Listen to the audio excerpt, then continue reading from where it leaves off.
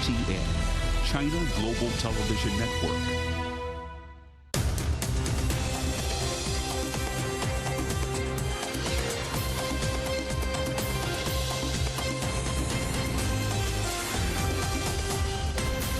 Live from London, this is The World Today.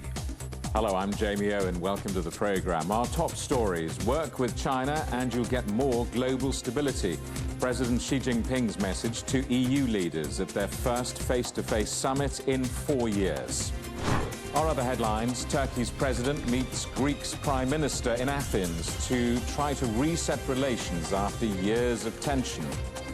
The conflict in Gaza enters its third month. Civilians face relentless bombardments, with the United Nations warning of the threat to global security. And farming and food in a future battered by climate change. The president of the International Fund for Agricultural Development explains all. Work with China and you'll get more global stability. President Xi Jinping's message to European Union leaders Ursula von der Leyen and Charles Michel. The EU Council and Commission presidents are in Beijing for their first in-person China-EU summit in 4 years. President Xi says Europe must eliminate all kinds of interference in their relationship and should not view China as a rival. Ursula von der Leyen says that while their interests coincide at times, concerns must be responsibly managed. We will discuss how to rebalance our economic relationship. China is the EU's most important trading partner, but there are clear imbalances and differences that we must address. Well, let's talk to our correspondent Sunya in Beijing. Wide-ranging talks, clearly, with a focus on cooperation. What was discussed altogether?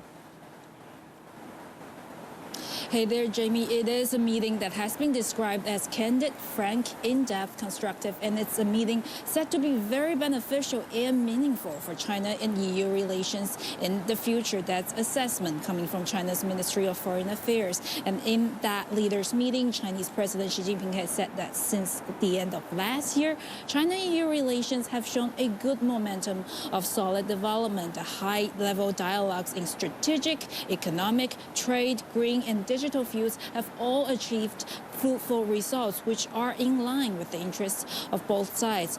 The president said China and EU are two major forces promoting multipolarity, two major markets supporting globalization, and two major civilizations advocating diversities. Both sides have the responsibility to jointly provide more stability to the world.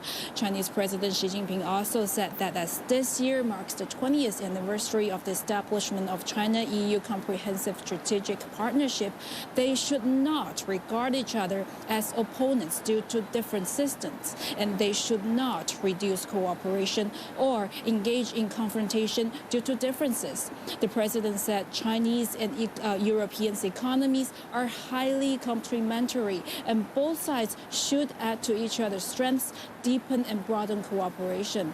Well, he also said China's economy maintains a steady and positive momentum of growth. That's the economy that you were talking about. And Chinese President Xi Jinping has said that China is continuing that high-level development and high-level opening up.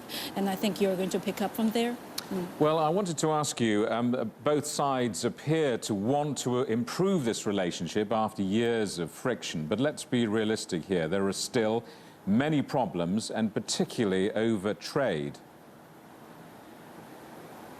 Right. One of the things the EU leaders have come to talk about in what von der Leyen's own words herself has called a trade imbalance that EU will not tolerate indefinitely.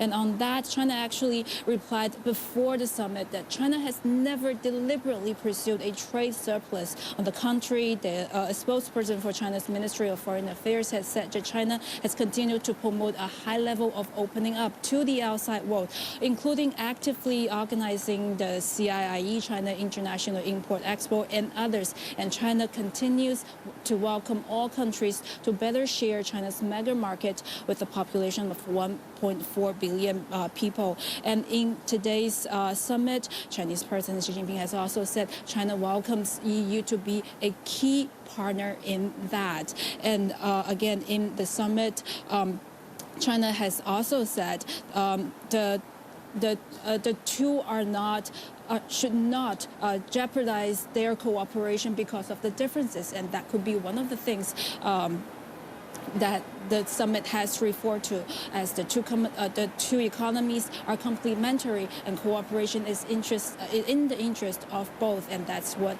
Beijing could be saying. Jamie. Sunya, thank you for that. Our correspondent Sunya in Beijing. More than 300 million people in the world suffer from rare diseases, half of them children.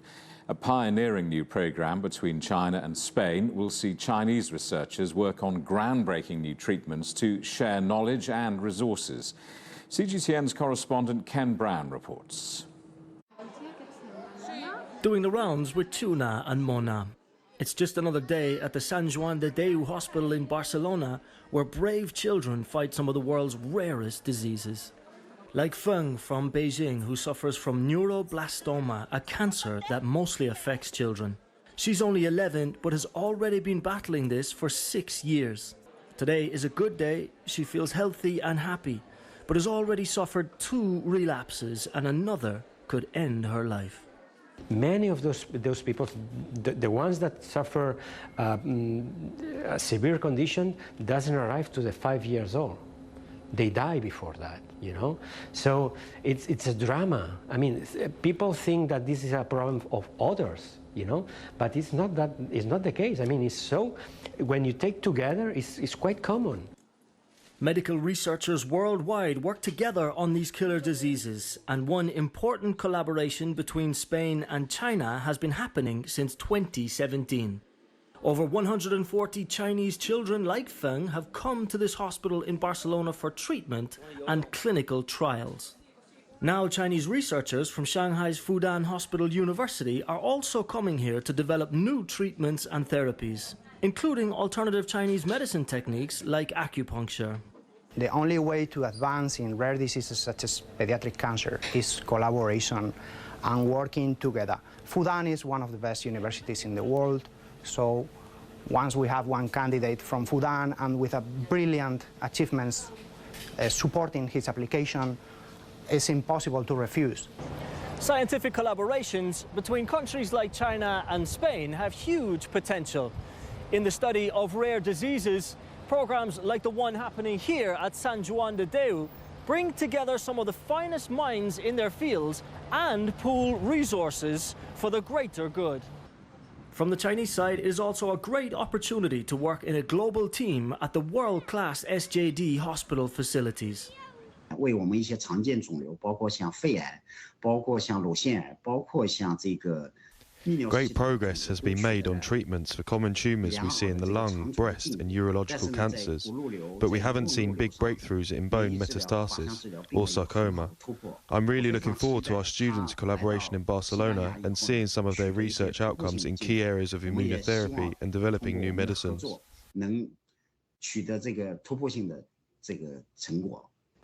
For Feng and many thousands of children like her, collaborations like these mean hope of a more harmonious future. Ken Brown, CGTN, Barcelona. Turkey's President Erdogan has arrived in Athens for a visit to try to reset the relationship with Greece after years of tension.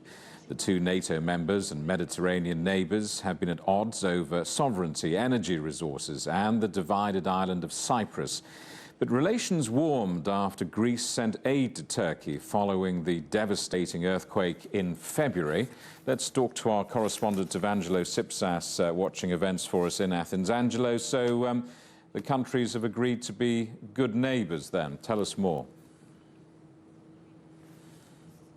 Yeah, well, both the President Tayyip Erdogan and the Greek Prime Minister Kyriakos Mitsotakis said that we should be side by side just exactly how our borders are, and that's the note. Both of them came here in a very positive note to be discussing with each other the next day of the relations between Greece and Turkey. This much anticipated meeting that took place on Thursday here in the Greek capital in an hour of delay, I may have to say. The two discussed a number of topics from migration to the disputes in the Aegean Sea, but also in cooperation between the two countries.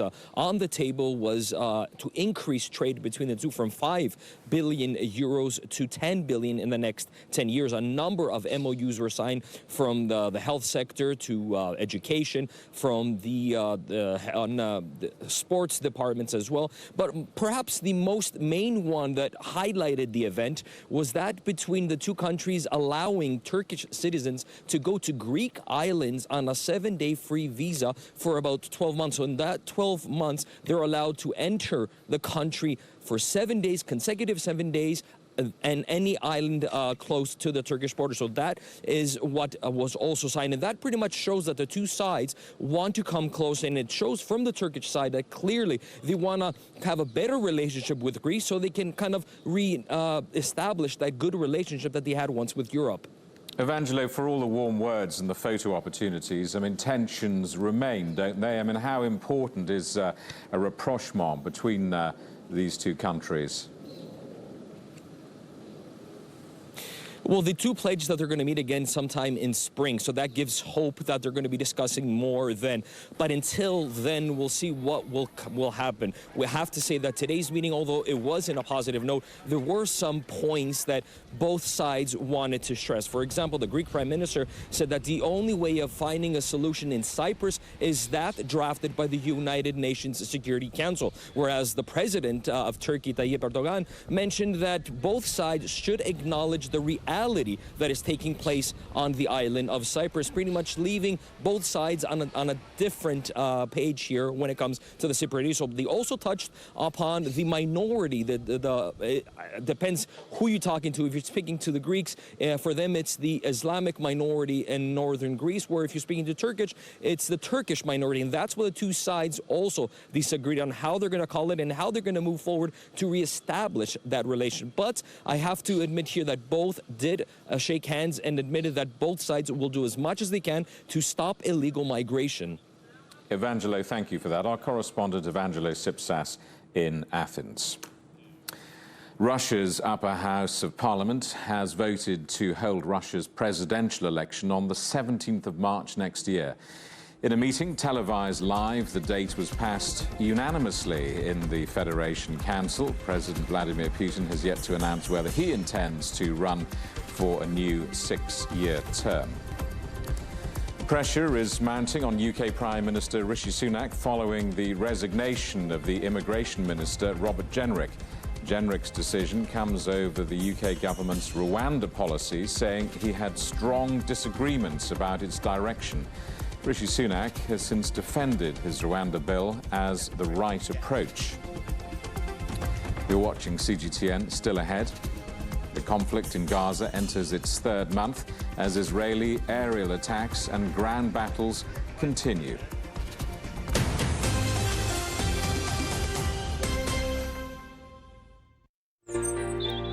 Ever wondered what's the difference between a bear and a bull market?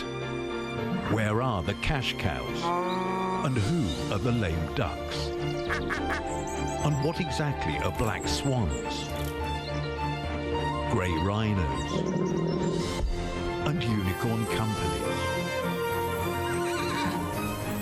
Make sense of it all with Global Business, only on CGTN.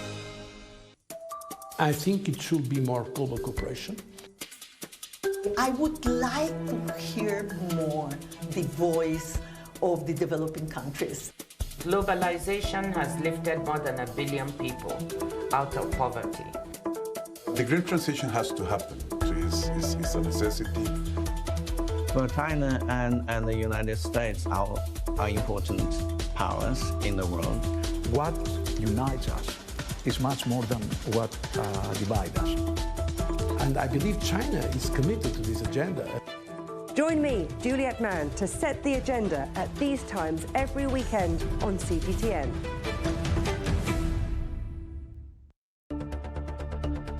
Events have consequences. Words create impact. One more offensive in a long line of battles that's been ongoing for more. Just got to be careful here with some gunshots. Excuse us. The world today matters for your world tomorrow. The number of casualties is growing quickly. Why, this is one of the hardest hit towns in the region. The world today, every day on CGTN.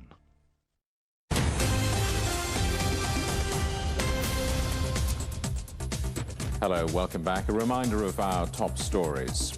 Work with China and you'll get more global stability. President Xi Jinping's message to EU leaders at their first face-to-face summit in 4 years. Our other headlines, the conflict in Gaza enters its third month. Civilians face relentless bombardment, with the United Nations warning of the threat to global security. And Turkey's President Erdogan meets the Greek Prime Minister Mitsotakis in Athens to try to reset relations after years of tension.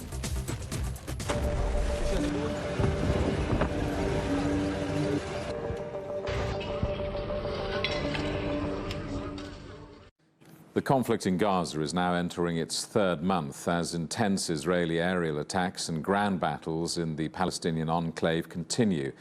The Israeli army says it's targeting Hamas locations near the Jabalia refugee camp in the north. There have also been attacks in civilian areas in the south, with Palestinian health officials say 350 people were killed in the last 24 hours. The United Nations chief, Antonio Guterres, has issued a rare warning to 4 Security Council members to consider the threat to international peace. Well, let's talk to our correspondent, Noor Harazin, watching events for us in Gaza. Noor, 2 months since this latest escalation began and fighting is intensifying. Just give us a sense, if you would, of the situation there now.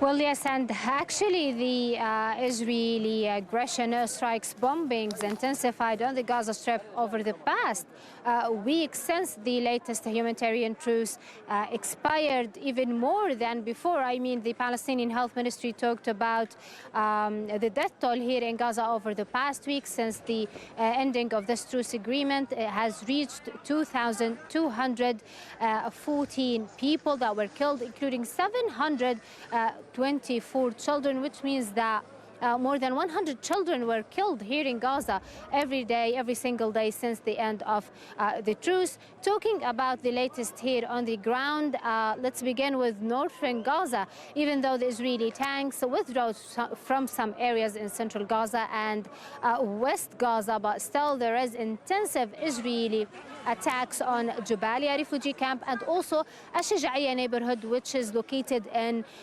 eastern middle Gaza. Paramedics and doctors there are talking about a big number of casualties, big number of people who were killed, and they are still thrown in the streets actually without any ambulances or any paramedic can reach them because of the shooting of Israeli snipers. Here in middle Gaza, there is continuous Israeli bombings. Actually, some of the latest strikes happened just around the Shuhada al-Aqsa, where I am standing right now.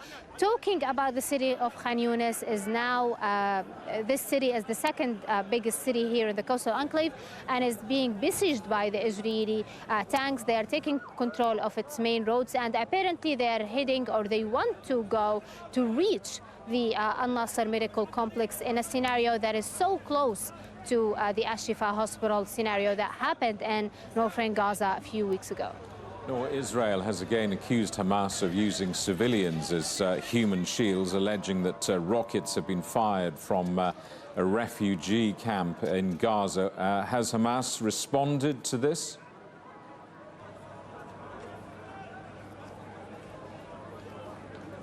Well, Hamas, in separated statements over the past days, Tahir al-Nunu, who is the spokesman of Hamas, also Khalil al-Hayya, many leaders of Hamas who are posting news on social media, who are going live with channels, TVs, they are repeatedly saying the same thing, that this is all an Israeli allegations, that Israel attacks wherever they want, despite the fact if they are attacking militants or civilians, and the fact of the safe and areas and the evacuations orders prove that these are just Israeli allegations. This is from Hamas.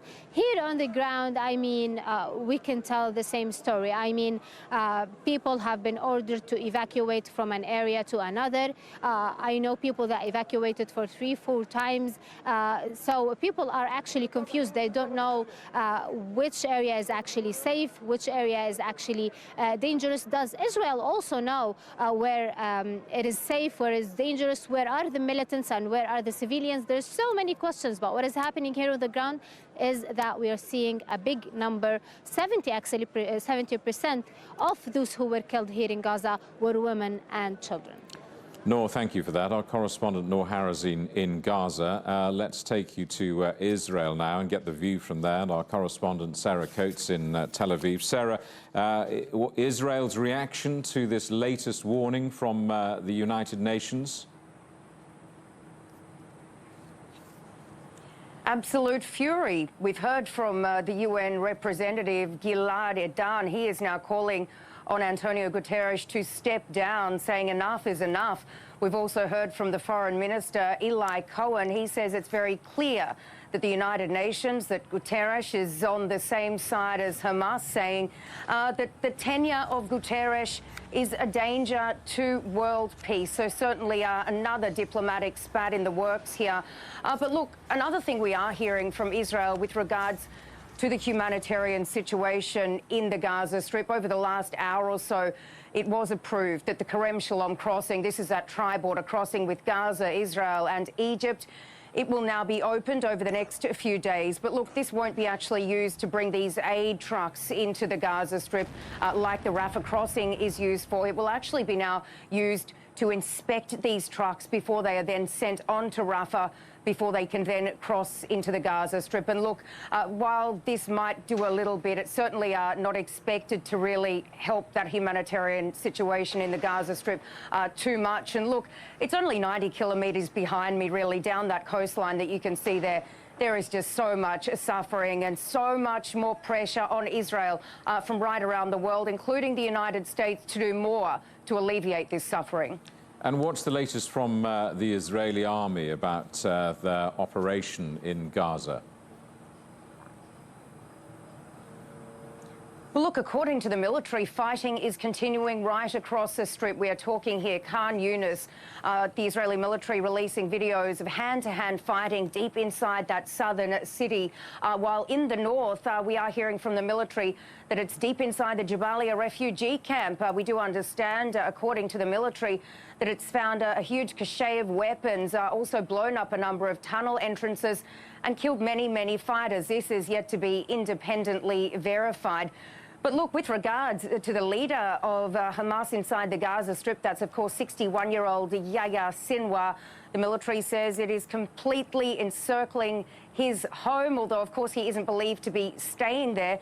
The Israeli military says that it believes that he's hiding in one of these underground tunnels. Now, it is calling him a dead man walking. He is the most wanted person here in Israel. And look, he's really managed to evade Israeli authorities for quite a long time, becoming very accustomed with the Israeli system after being incarcerated in Israeli jails for 2 decades. He also speaks very fluent Hebrew, and he is the man that Israel says it will hunt down and kill. Sarah, thank you for that. Our correspondent Sarah Coates in Tel Aviv.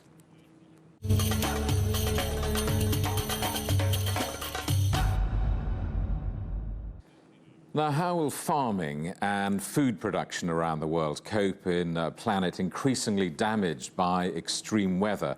It's been under discussion at COP in Dubai. Alvaro Lario is president of the International Fund of Agricultural Development. For us, COP is a platform to really advocate for more investments into climate adaptation. The Leaders' Declaration on Sustainable Agriculture, Resilient Food Systems and Climate Action has put small-scale farmers and food systems at the top of the agenda. And for us, we really want to make sure that that translates into specific investments. And as example, we're really investing with a lot of our partners into climate adaptation and small-scale farmers. And we are really announcing a number of different initiatives related to that. And there's a dual challenge with agriculture. On one side, you have in Africa more than 70% of the production done by small-scale producers.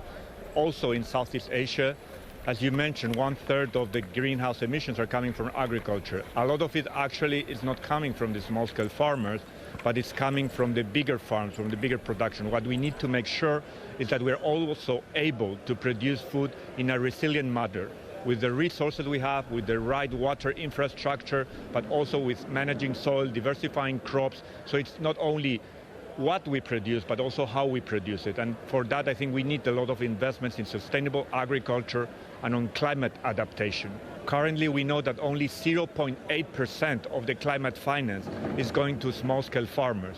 However, we're talking about hundreds of millions of people who are really losing their livelihoods after many of the extreme weather events. So it's a puzzle to us why adaptation is not at the top of the agenda. We talk a lot about mitigation, hard infrastructure, but for that, and especially in developed economies, there's enough financing, especially from the private sector.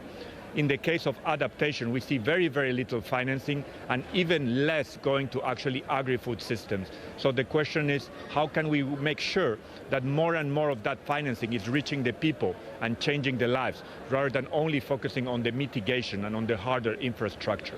What is very clear, and we have learned over the last years, is that we need to advocate and to change how we consume, so responsible consumption, and also how we can actually produce food with nature. That means integrating the environment, access to water, soil management, what type of food we are producing, and really making sure that we are also increasing the ability to produce fruits, vegetables in a sustainable manner in many of the developing economies, so that then they are not vulnerable to really the shocks, so that they can be food sustainable in a way that does not depend on many other countries. For that, we need more local production, but we need to count more and invest more in the small-scale farmers to achieve that. The headlines again: work with China and you get more global stability. President Xi Jinping's message to EU leaders at their first face-to-face summit in 4 years. Our other headlines: the conflict in Gaza enters its third month. Civilians face relentless bombardment, with the United Nations warning of the threat to global security. And Turkey's President Erdogan meets the Greek Prime Minister Mitsotakis in Athens to try to reset relations after years of tension. And that is the world today. Thank you for watching. We're back with more news at the top of this hour. Coming up next, it's World Insight. For now, from all of the team in London, it's goodbye.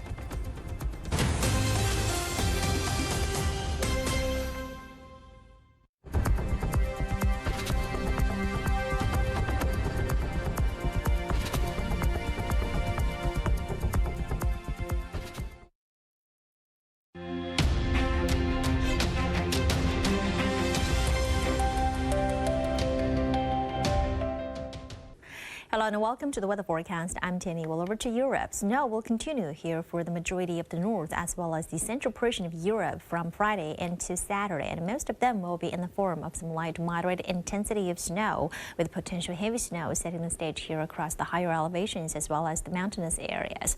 Meanwhile, we can notice that round of light to moderate intensity of rain is likely to develop here for the majority of the western portion of Europe under the influence of an upper level low trough. So please take necessary precaution to stay safe. Temperature-wise, there could see quite a fluctuation in temperature for the majority of the western portion of Europe, and drop first on Friday, and then we'll see a rebound in high temperatures as we head into Saturday. So please dress up accordingly. In terms of the maximum temperatures forecast over the next couple of days, and still rather frigid here for many of the north. Most of them will see the daytime high about 10 to 15 degrees Celsius below freezing, and the freezing line in maximum temperatures will be pushing further towards into portions of the middle section of the central portion of Europe. So please bundle up and dress up warmly. And about business and travel, and potential winter mix for Copenhagen, Oslo, as well as Stockholm. And rather frigid temperatures are likely to be in the forecast here in Helsinki on Saturday. Both the high and low temperatures will be in the negative readings, with moderate intensity of snow in the morning hours.